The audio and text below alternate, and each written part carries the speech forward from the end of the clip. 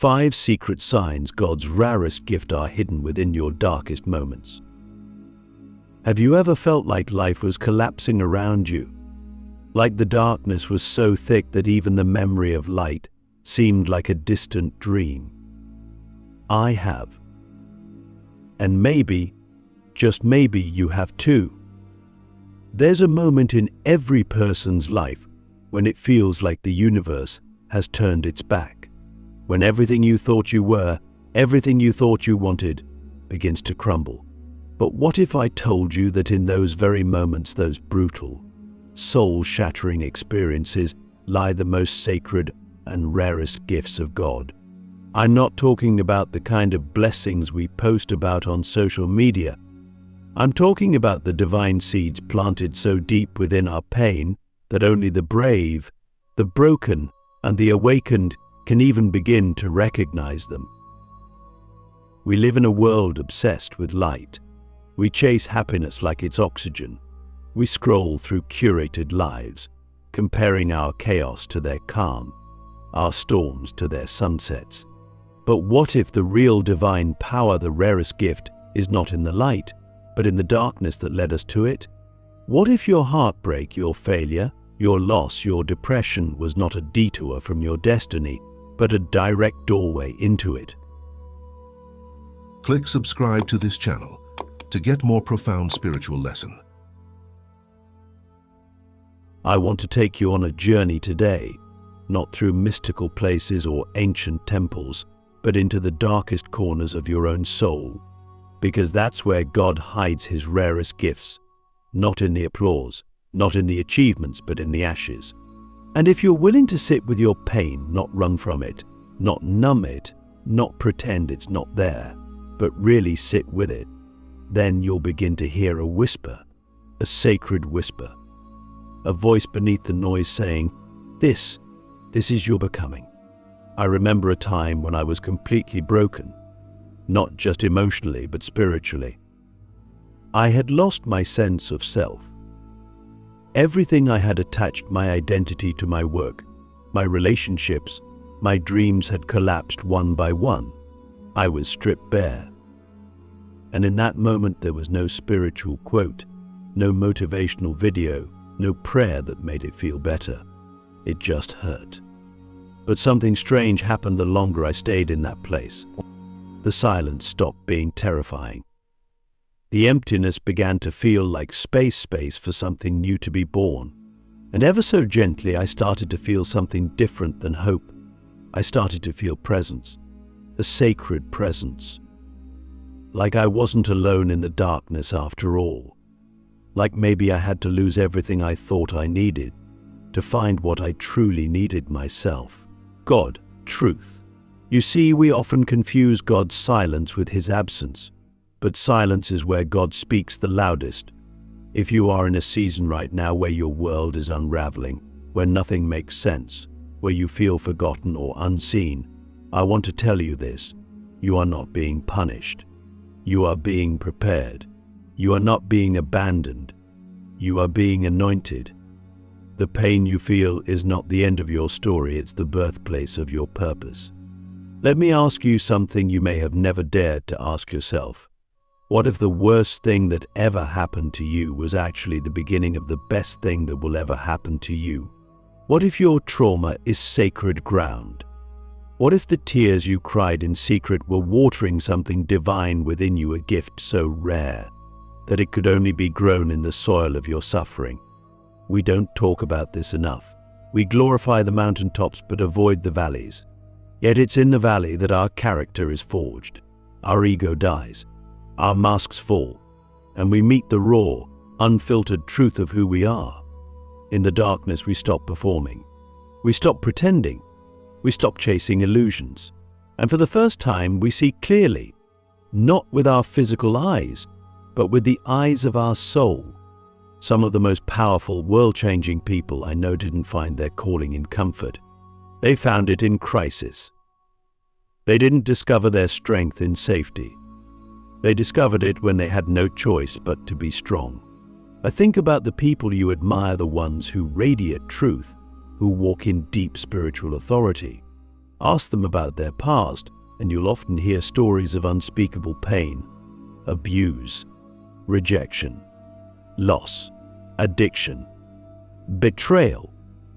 And yet, just beneath the pain, you'll find something else: resilience, compassion, wisdom, and a fierce kind of love that can only be born from brokenness.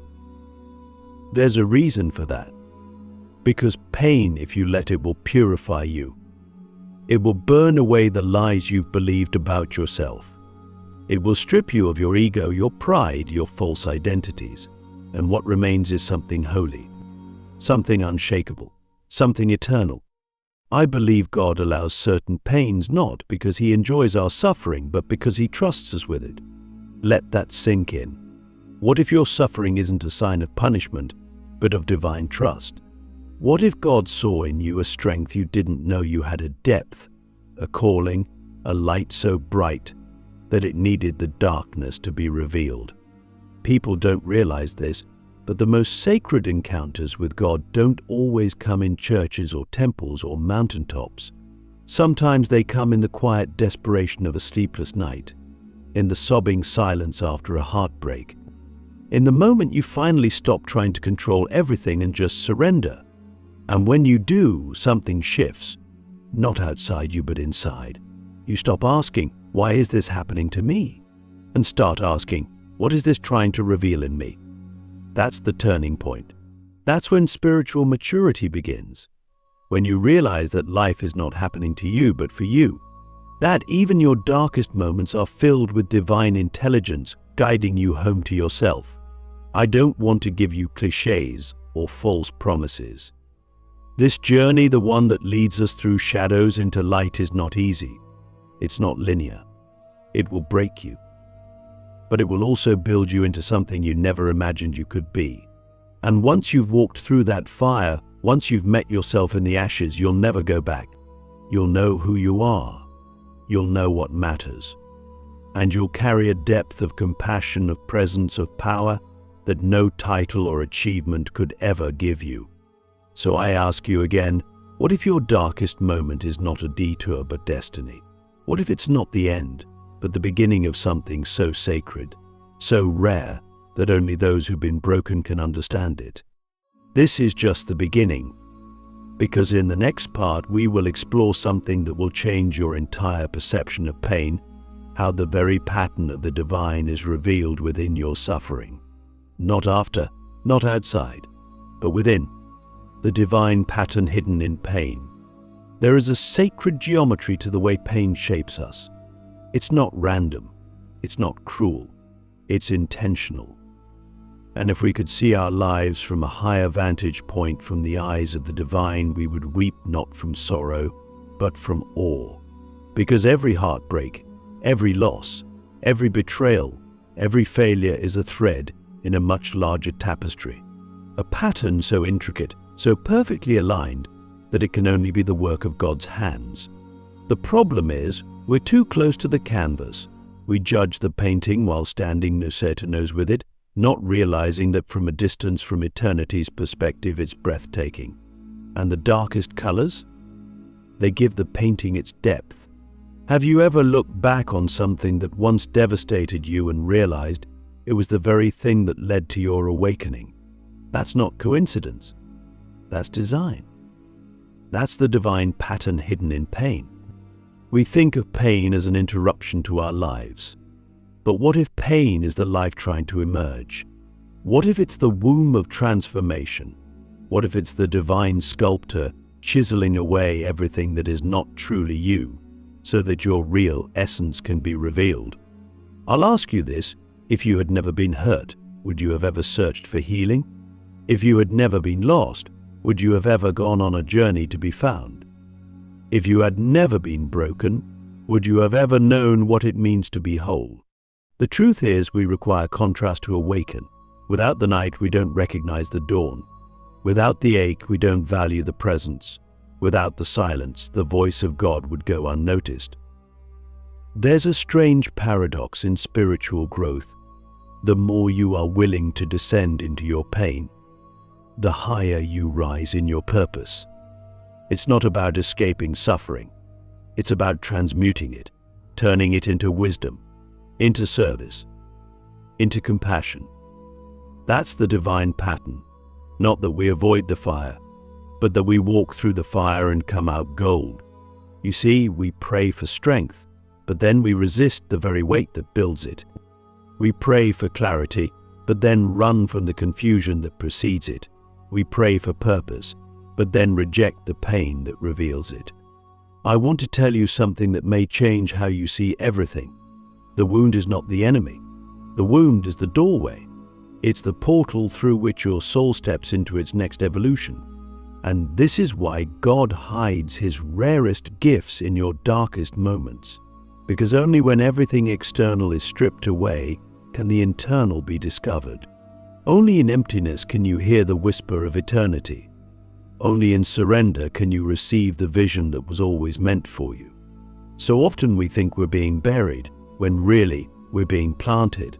And that distinction changes everything. A seed must go into the dirt. It must be covered in darkness. It must crack open. Only then does it rise. And you are that seed. Your pain is not your grave.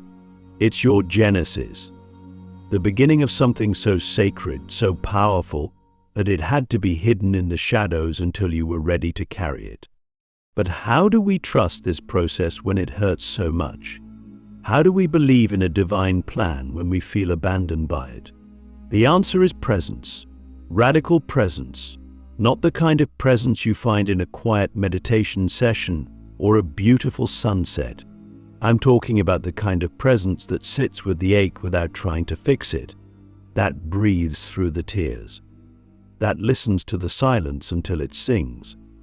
Because that's where the pattern begins to reveal itself, not in the mind, but in the heart. Not through logic, but through surrender. You won't always understand it right away. Sometimes the pattern only makes sense years later. But if you pay attention, if you keep your heart open even in your suffering, you'll start to notice divine fingerprints in the most unexpected places. A conversation that came at the perfect time. A door that closed only so a better one could open. A loss that awakened a deeper love. A failure that redirected you to your true path. These aren't accidents. These are alignments. And they're only visible to those who dare to look beyond the surface. So I'll ask you again, what if this pain you're facing right now isn't the end of your story, but the beginning of a divine unfolding? What if you are not being punished, but prepared? What if everything you are going through is not in the way, but the way? This is the wisdom hidden in the darkness, the pattern you cannot see with your eyes, but you can feel with your soul. And in the next part, we'll go even deeper into the sacred alchemy of transformation, where your deepest wounds become your greatest power, and your darkest nights become the path to your highest light. When wounded souls become sacred warriors, there comes a point in every deep spiritual journey where you stop asking, "Why did this happen to me?" and start asking, "What is this trying to awaken in me?" That shift is not just mental. It's a spiritual pivot, a sacred turning. Because buried beneath every wound is not just pain, there is power. A kind of power that isn't loud or boastful, but ancient, rooted, eternal. It's the kind of power that only those who have walked through hell can carry with grace. And it's in this space, this sacred space of brokenness, that wounded souls begin to transform into sacred warriors.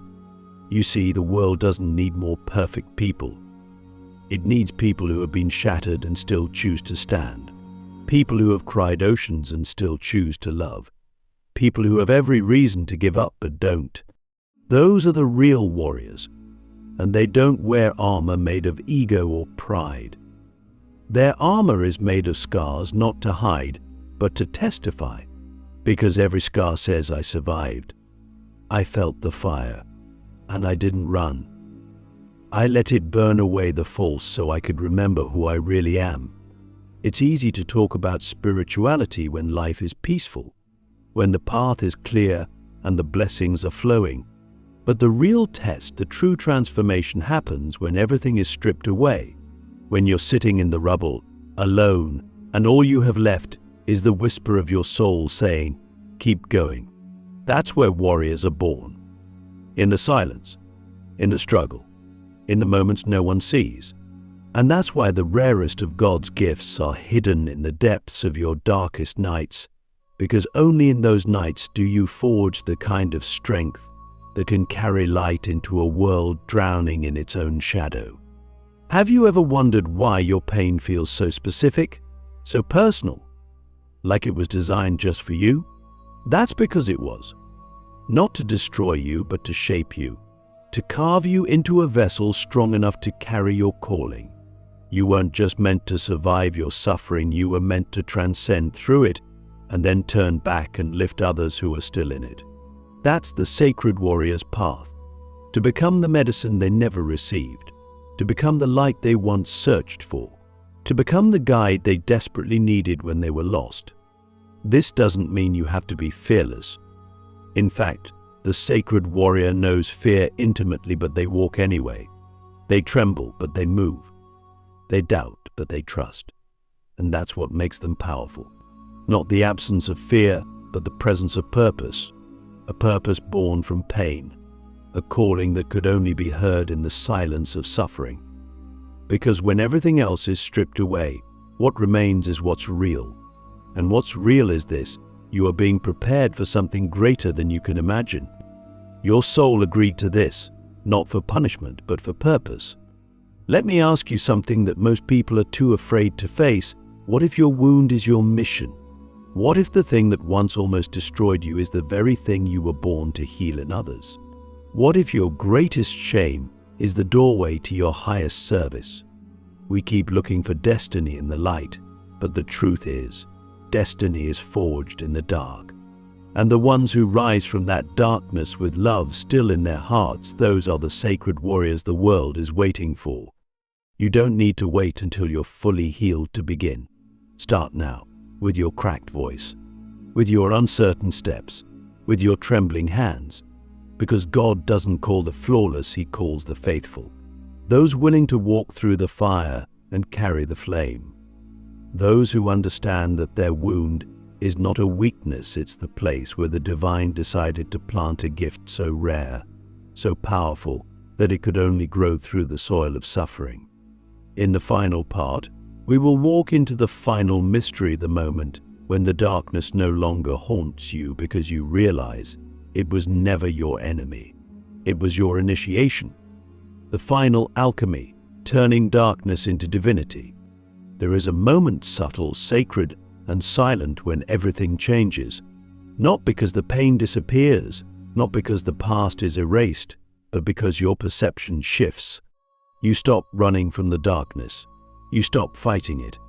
And instead you kneel before it, not in defeat, but in reverence. You begin to see the darkness not as your enemy, but as your greatest teacher.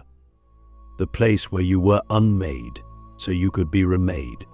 This, dear soul, is the final alchemy, when you realize that the darkness was never meant to destroy you, but to deliver you. We've been taught to fear the night, to escape our shadows, to silence our doubts. But the divine doesn't fear the dark. The divine moves through it.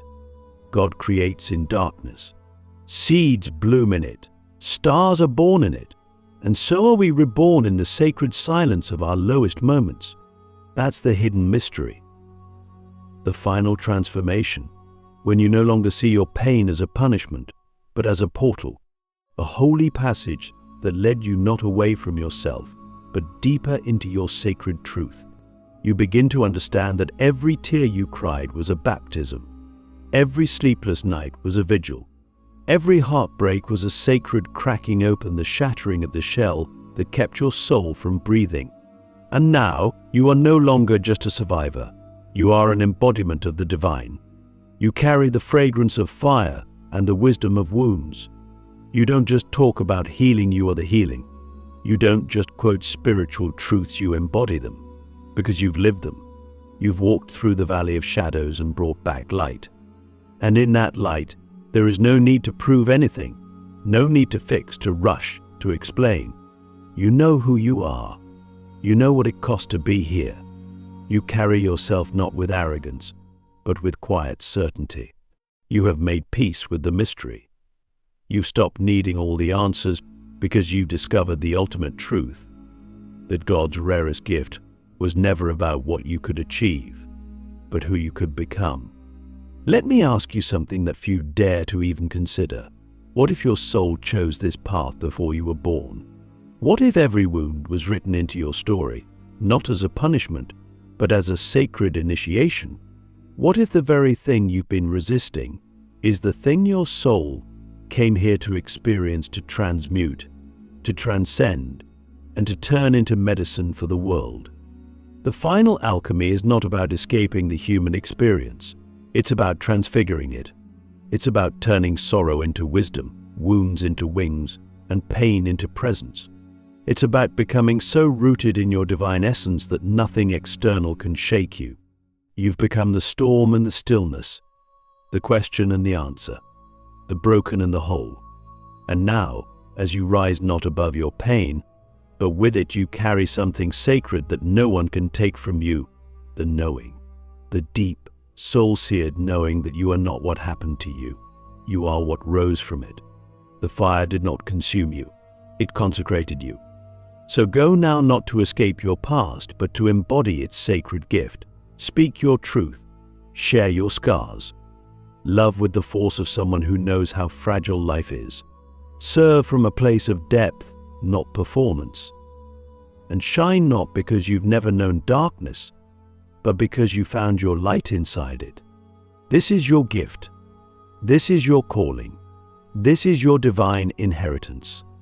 You are not broken, and you are becoming.